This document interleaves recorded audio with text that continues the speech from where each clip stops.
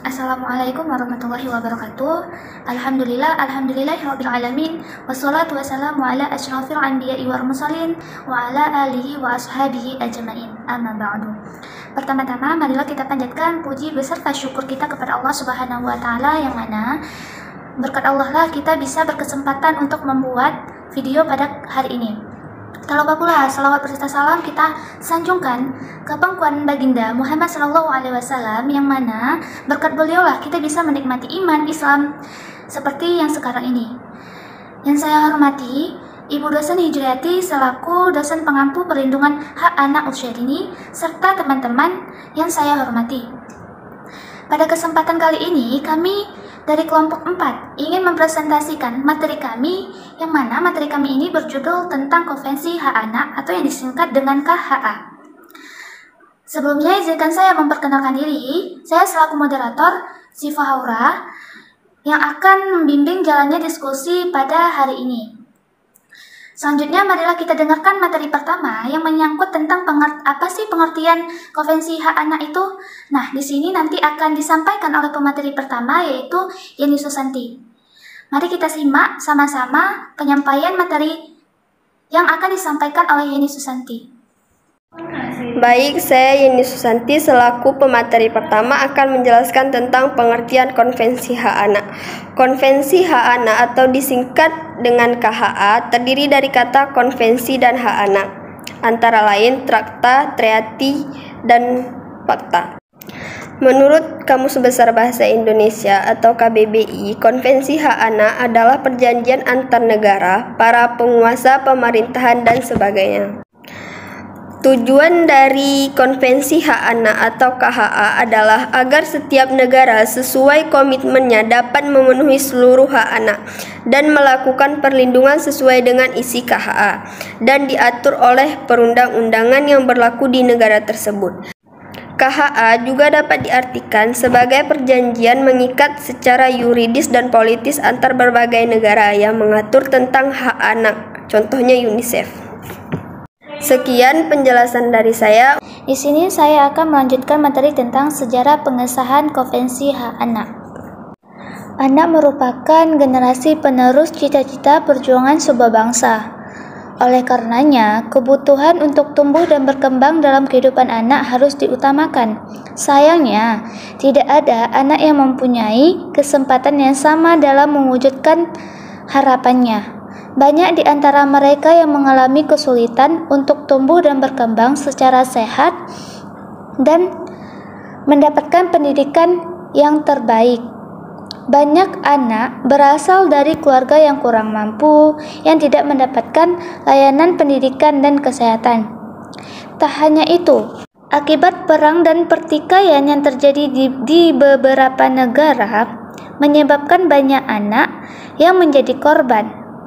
Hak-hak mereka terabaikan, sehingga menjadi korban kekerasan. Oleh karena itu, Perserikatan Bangsa-Bangsa atau PBB mengesahkan Konvensi Hak-Hak Anak atau Convention on the Rights of the Child pada tanggal 20 November 1989.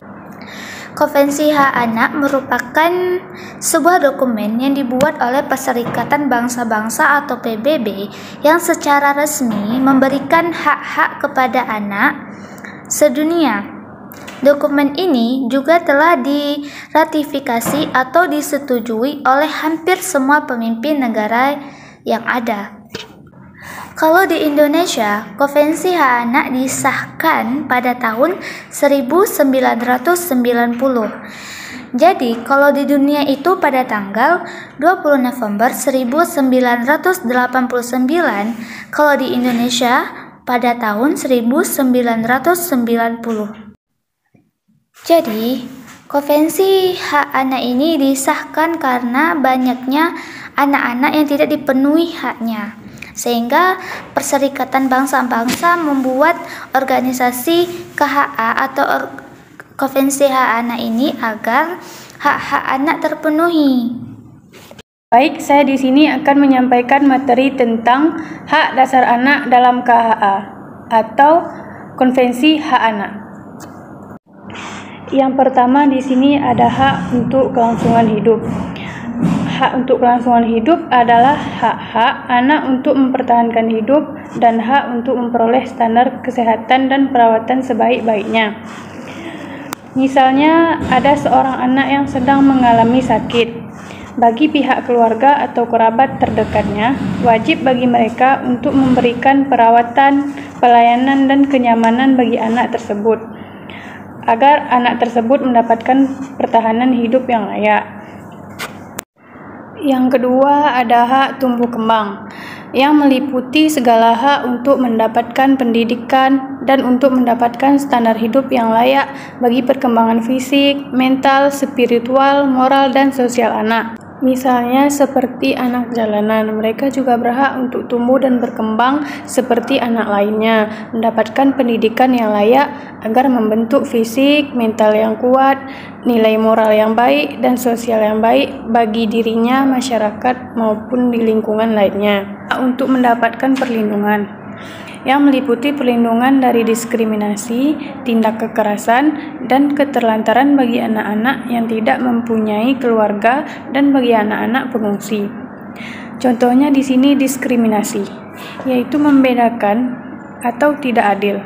Sebagian orang cenderung membedakan anak dari kepintarannya, warna kulit, jenis kelamin, dan sebagainya.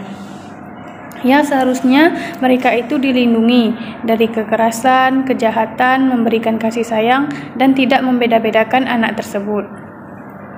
Yang keempat, hak untuk partisipasi, meliputi hak-hak untuk menyatakan pendapat dalam segala hal yang mempengaruhi anak. Misalnya di sini anak berhak memilih pendidikan sesuai keinginan dan bakatnya tersendiri. Dan kita sebagai orang tua atau guru seharusnya mendukung dan memberikan partisipasi terhadap anak tersebut untuk mencapai apa yang ingin dicapai oleh anak tersebut. Jadi kesimpulan dari materi kami hari ini adalah Konvensi Hak Anak mengatur segala hak-hak yang terdapat di dalam diri manusia, di mana KHA menyatakan bahwa setiap anak wajib untuk mendapatkan haknya, baik hak berpendapat, hak memperoleh pendidikan, dan hak-hak yang menyangkut setiap anak. Baiklah, sekian presentasi dari kelompok 4. Lebih dan kurang kami mohon maaf. Assalamualaikum warahmatullahi wabarakatuh.